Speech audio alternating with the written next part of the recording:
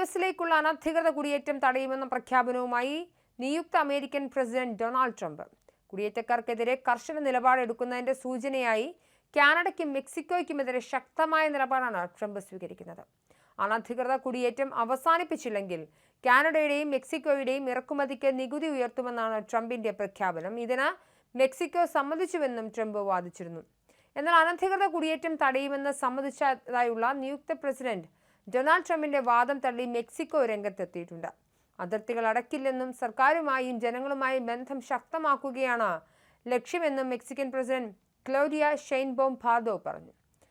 മെക്സിക്കോയുടെ പുതിയ പ്രസിഡന്റുമായി ഫോണിൽ സംസാരിച്ചതായും തെക്കൻ അതിർത്തി അടച്ച് യുഎസിലേക്കുള്ള അനധികൃത കുടിയേറ്റം അവസാനിപ്പിക്കുമെന്ന് അവർ സമ്മതിച്ചതായും സ്വന്തം സാമൂഹിക മാധ്യമമായ ട്രൂത്ത് സോഷ്യലിലാണ് ട്രംപ് പറഞ്ഞത്. അതേസമയം ട്രംപുമായി മെക്സിക്കോയുടെ കുടിയേറ്റ നിലപാട് സംബന്ധിച്ച് ചർച്ച ചെയ്തെന്ന കാര്യം ക്ലോഡിയ സ്ഥിരീകരിച്ചു. യുഎസിന്റെ വടക്കൻ അതിർത്തിയിലേക്കുള്ള കുടിയേറ്റക്കാരെ മെക്സിക്കോ തടഞ്ഞതായി ട്രംപിനെ അറിയിച്ചതായും അവർ പറഞ്ഞു. സുരക്ഷാ സഹകരണം ശക്തിപ്പെടുത്തുന്നതിനെയും ലഹരിക്കടത്ത് തടയുന്നതിനെയും കുറിച്ച് ചർച്ച ചെയ്തതായും ക്ലോഡിയ കൂട്ടിച്ചേർത്തു.